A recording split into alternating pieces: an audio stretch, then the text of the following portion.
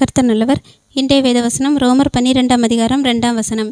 நீங்கள் இந்த பிரபஞ்சத்திற்கு ஒத்த வேஷம் தெரியாமல் தேவனுடைய நன்மையும் பிரியமும் பரிபூரணமான சித்தம் இன்னதென்று பகுத்தறியத்தக்க உங்கள் மனம் புதிதாகிறதுனாலே மறுரூபமாகுங்கள்.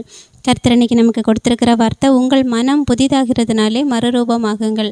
மனசு எப்போ புதிதாகும்னா, நம்ம கர்த்தரை எந்த அளவுக்கு அறிகிறோமோ, கர்த்தரை அறிய தான் மனசில் இருக்கக்கூடிய நம்மளுடைய சுயத்தின் எண்ணங்கள் எல்லாம் போய் கர்த்தருக்கு பிரியமான காரியங்கள் மனசில் வரும். கர்த்தருடைய வார்த்தைகள் மனசில் நிறைஞ்சிருக்கும். அப்போ தான் மனது புதிதாகும். நம்ம நினைக்கக்கூடிய நம்மளுடைய எண்ணங்கள் எல்லாமே கிறிஸ்துவை சார்ந்ததாக இருக்கும். உலக பிரகாரமாக நம்மளால் யோசிக்க முடியாது.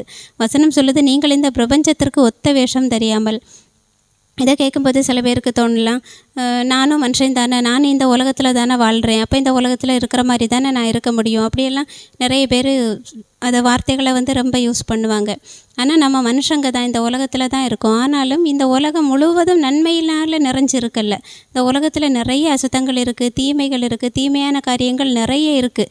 இந்த பிரபஞ்சத்திற்கு ஒத்த வேஷம் தரிக்காமல் இருக்கிறதுன்னா, அந்த தீமையோடு சேர்ந்த ஒரு வாழ்க்கை வாழாமல் கர்த்தருக்கு பிரியமான வாழ்க்கை வாழ்கிறது தான் உலகத்துக்கு ஒத்த வேஷம் தெரியாமல். அதை விட்டுட்டு நம்ம நானும் மனுஷன் தானே, உலகத்தில் தான் இருக்கேன், அப்போ அது மாதிரி தான் எனக்கும் நடக்கும் அப்படிங்கிற எண்ணம் இல்லாமல், இந்த பிரபஞ்சத்திற்குரிய எண்ணங்கள் இல்லாமல் எப்படி நாம் கர்த்தருக்குள்ளே வாழ்கிறதுன்னா, பேதுருவில் சொல்லப்பட்டிருக்கும். 2 பேதுரு 2ஆம் அதிகாரம் 20ஆம் வசனத்தில் சொல்லப்பட்டிருக்கும், கர்த்தரும் இரட்சகருமாகிய இயேசு கிறிஸ்துவை அறிகிற அறிவினாலே உலகத்தின் அசுத்தங்களுக்கு தப்பினவர்கள். ஏன்னா கர்த்தரை எந்த அளவுக்கு அறிகிறோமோ அந்த அளவுக்கு தான் நம்ம உலகத்தில் இருக்கக்கூடிய அந்த அசுத்தங்களுக்கு, தீமையான காரியங்களுக்கு நாம் தப்பிக்க முடியும்.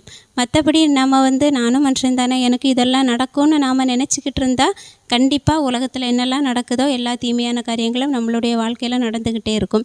ஆனால் நம்ம இல்லை, நான் உலகத்திற்கு ஒத்த வேஷம் தரிக்க மாட்டேன், நான் கர்த்தருடைய பிள்ளை, நான் அவருடைய வார்த்தையின்படி தான் நடப்பேன்னு நம்ம எந்த அளவுக்கு ஏசப்பாவை அறிகிற அறிவுக்கு முக்கியத்துவம் கொடுத்து அந்த அறிவில் வளர்கிறோமோ அந்த அளவுக்கு நம்மளுடைய வாழ்க்கை நன்மையினால் நிறைந்திருக்கும்.